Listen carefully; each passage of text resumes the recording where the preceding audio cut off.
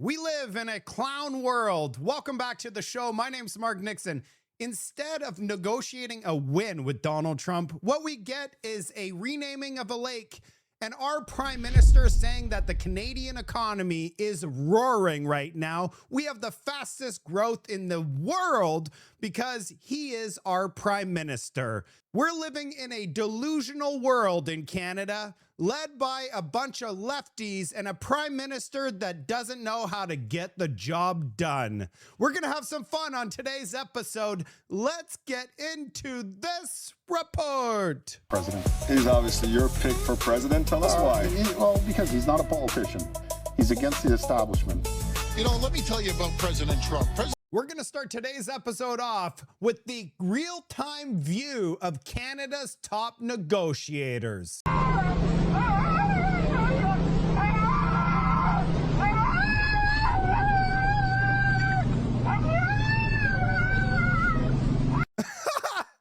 I'm just going to go off a limb. Mark Carney is the cat driving the Canadian economy off of the cliff. And that is Doug Ford in the back screaming. I'm sorry, Canada, but you know what? This is where we are at. We're going to move on to Lisa Raitt, which is part of the advisory committee between U.S. and Canada trade. She has inside information, intel. She's sitting in the room with the negotiators, and she provides shocking detail of the timeline of this trade negotiation. All purposes, there was a very professional relationship at the table going back and forth. This is a case where Canada decided the deal was not good enough, and the Prime Minister said, you know, people come back home and we'll try to figure out next steps. So to the timeline, I can only give you an example, Emery. We were close to a deal last October. We had an amazing deal last October, but they decided to do the attack ad, which terminated all trade talks. Quite frankly, and it fell apart at that point in time. It took us until July of 2026 to get back to the table. And I don't have great... October to July. 9 months. They went radio silent. Does that look like Canada is negotiating in good faith? Does that look like Canada is even trying to get a trade deal? Hope, I have to tell you, about getting there in the shorter term or even setting down a timeline. There probably needs to be some external factor that happens, like the president with this 338 tariffs last time, that would cause the two parties to want to go to the table. But for the moment, we're seeing a war of the words in media, which is unfortunate. I don't think it's very helpful because Canadians are going to be suffering from the tariffs that are being imposed by the United States on Canada and the ones that we're imposing on Canadian goods going to the United States. Nobody wins in a trade war, but showing up late to class, not even writing your exams, skipping school for 9 months and expecting to ace the final exam. That is exactly what the Liberals have provided us. See, if they were down in Washington, D.C. every single day for 18 straight months since Mark Carney became prime minister, and then they say, hey, we worked our hardest and we couldn't negotiate a win, that'd be an easier pill to swallow than them getting to the very best deal at the very last moment, pulled the rug from under them so that they could embarrass Donald Trump. And then what does Donald Trump do? Because Donald Trump has a temper and does this.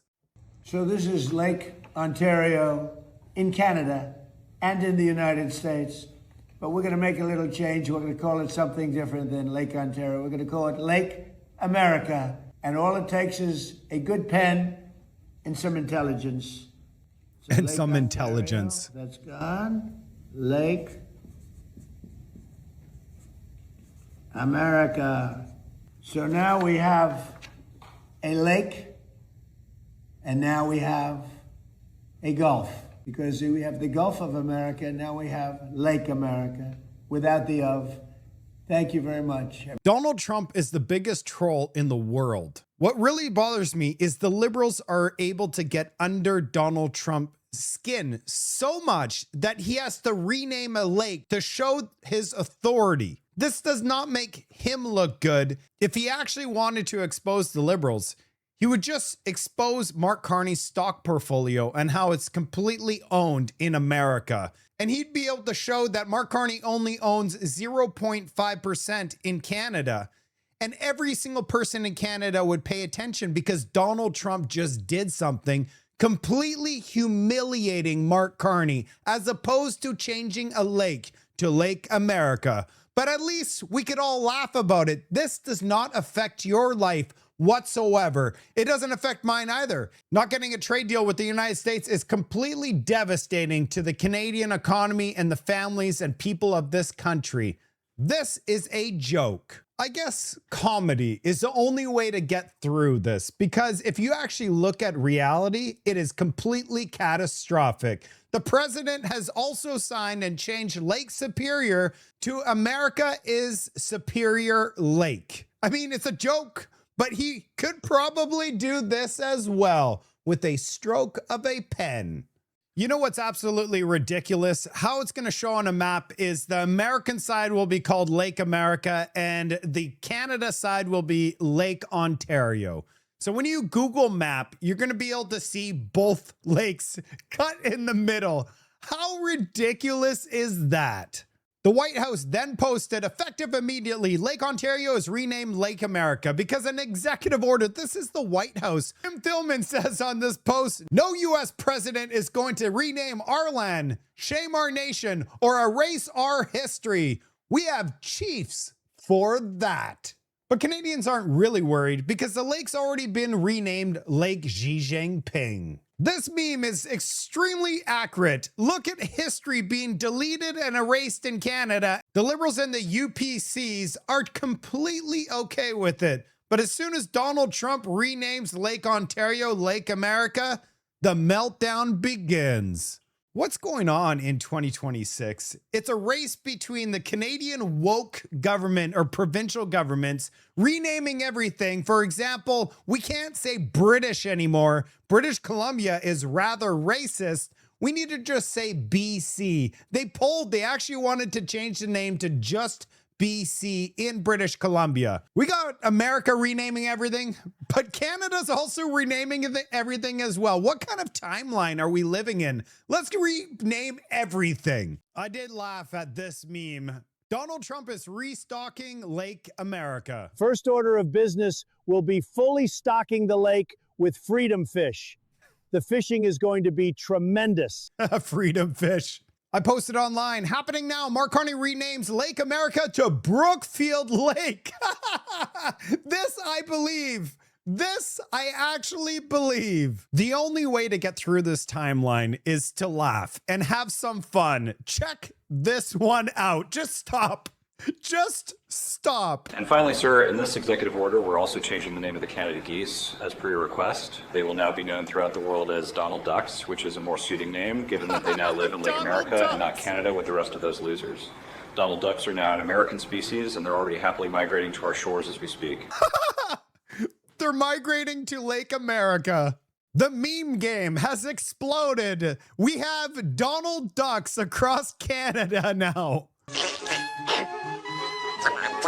This is the White House social media account. It says TDS trigger warning. They are straight up trolling the Liberals and the left across Canada and the United States with this release. We're going to be changing the name of Lake Ontario, effective immediately, to Lake America. That's going to take place right now as I sign the order. We have a Gulf and we have a lake. Now all we need is an ocean. What ocean is Donald Trump going to rename America Ocean? Somebody's going to have to message the White House because they posted this picture of the eagle taking down Donald Duck. The timeline, like I said, has left the planet. Here's the brand new mega viral Donald Duck video, meme video. Check it out.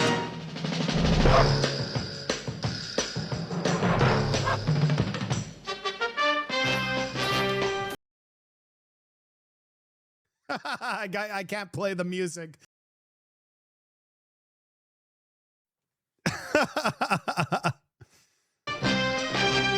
I mean, we could just have fun with it because it is so absurd what is happening in this world. Or what about this? Those are Canadian geese. Not anymore. Meet the Donald Ducks.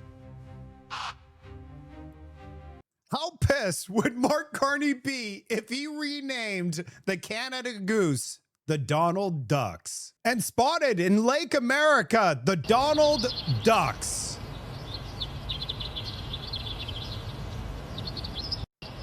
Man, we're living in a cartoon right now. It is so absurd because we have two countries that are best friends. We share the longest unprotected border on the planet, but we have a woke, ridiculous liberal government that would rather fight with Donald Trump instead of getting an amazing trade deal. Why?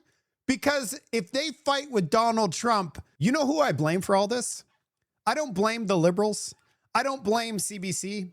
I blame all of the people that continue to vote liberal every single time.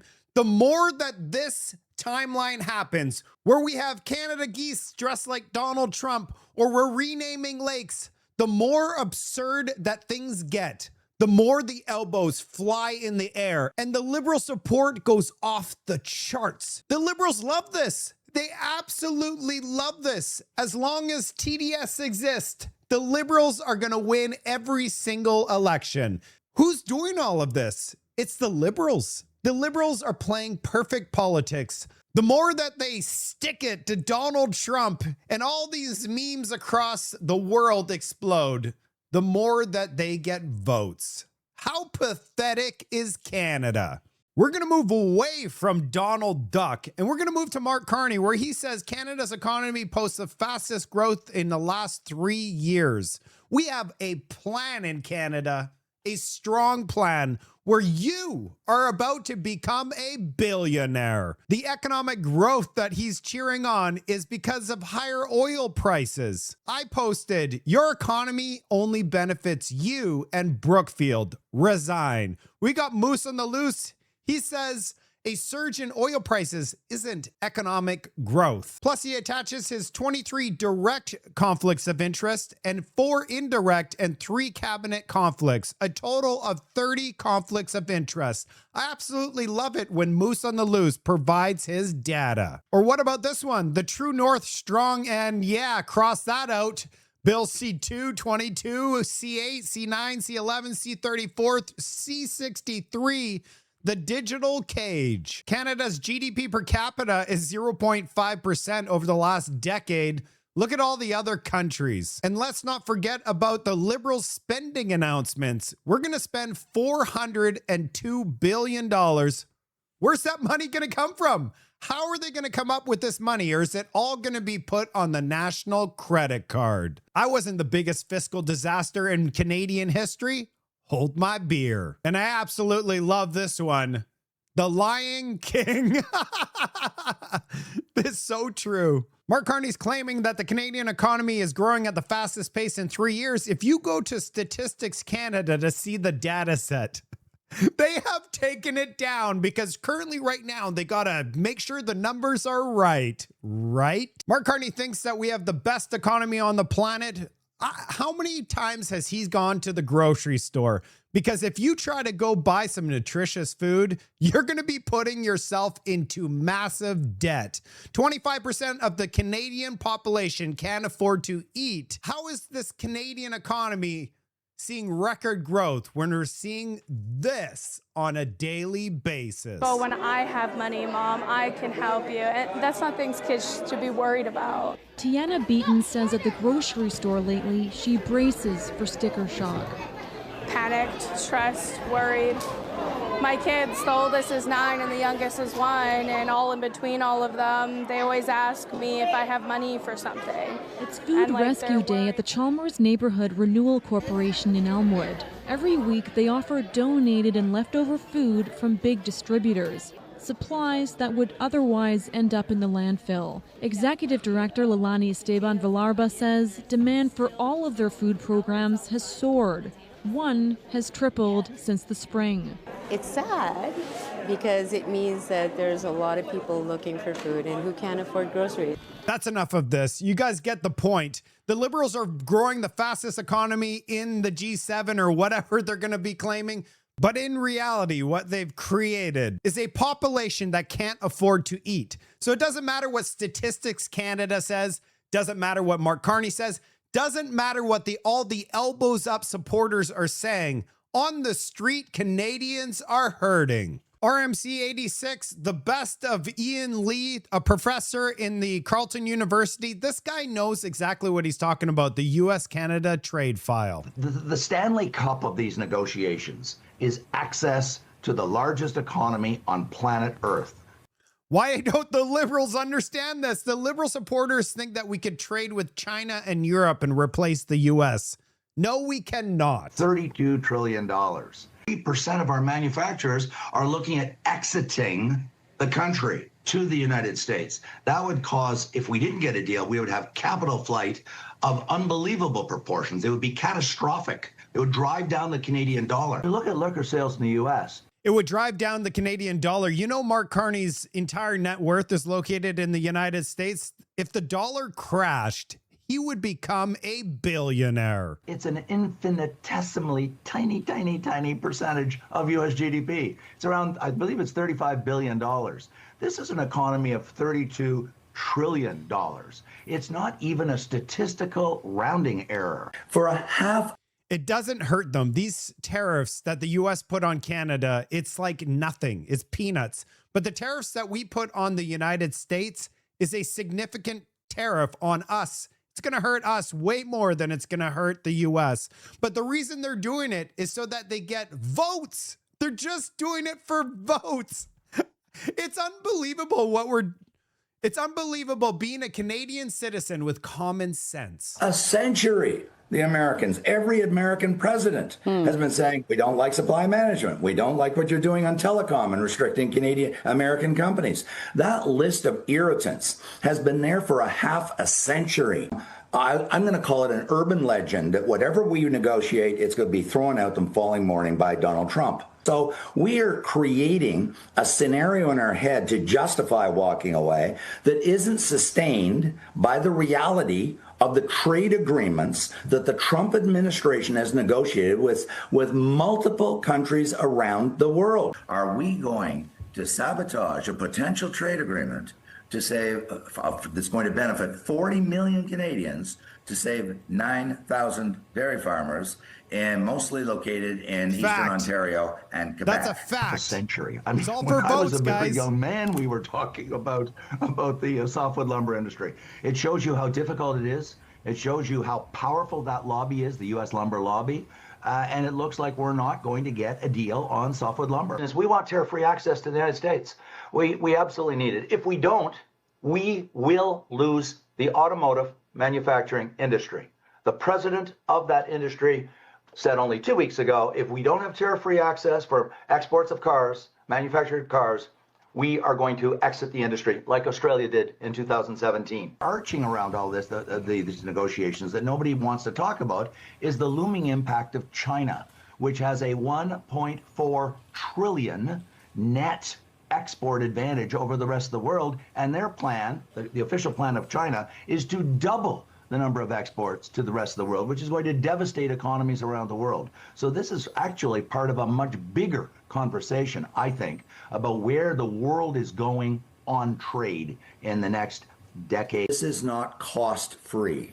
That the instant reaction to we're going to punch them in the face, we're going to hit them right back with hard tariffs, is going to blow back and inflict serious harm on Canadians. This could cause small business failure across the country, massive small business failure and unemployment, and secondly, capital flight of firms to the United States. So the consequences could become very ugly very quickly.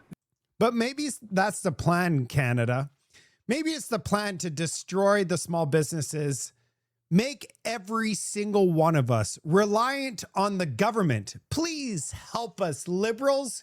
Can you provide our children some food at school? We are the party that cares about you. But who created the conditions where we need to rely on the government to provide food for kids at school? Do you want to live in a country where the government has to provide your kids with food? I don't. I don't want to live in a country like this. We need a mass awakening event before it's too late. As the Liberal government deliberately deliberately creates this trade war because it benefits them politically. We have something happening behind the scenes, which could devastate the Canadian economy. Right now, our GDP is growing because of the increase in value of oil. But here's what the United States is currently doing. U.S. and Venezuela oil deal. The U.S. officials have described the potential for oil deal arrangement is actually massive. It would give the U.S. access and control to 90 billion barrels in 12 oil fields. This would, in a way, more than double the U.S. proven oil reserves currently at 45 to 46 billion barrels. Talks have been led by Secretary of State Marco Rubio and Venezuela acting President Delcy Rodriguez. Energy sector Chris Wright is expecting to visit Venezuela soon. Here's the oil fields that we're talking about. 300 billion barrels proven reserves. As of August 27, 2026, the Trump administration is advancing talks with Venezuela interim government for a deal. Venezuela also has a tar sand oil. Their cost of production is much lower than Canada, and transportation costs to the US might also be lower. So while we have Donald Duck and Canadians are furious about a lake being renamed, we have Venezuela that could completely displace Canada's oil. We better start building 6, 8, 10 pipelines to the BC coast and also build a pipeline to the East Coast, or Canada is going to be finished. It's all a distraction, everybody. This is political theater, but in reality, Canadians' livelihood is on the line. If we don't get our act together in Canada and build these pipelines to the coast, we are subject to extreme pain from the United States if they replace all of Canada's oil imports with Venezuela oil, which they don't have the same standards as in Canada. They could just ship it on the Gulf of America. Canada's economy would straight up collapse. So instead of getting angry at Donald Trump about renaming a lake, should be angry with the Liberals for not getting us a trade deal. We're living in a clown world in Canada. Hopefully I made you guys laugh a little bit during this report because I want my reports to be fun. But I also have to deliver everybody the news. I hope everybody has a great weekend. I'll try to make some more reports over the weekend. I'll see you on the next report. President. He's obviously your pick for president. Tell us why. Well, because he's not a politician. He's against the establishment. You know, let me tell you about President Trump.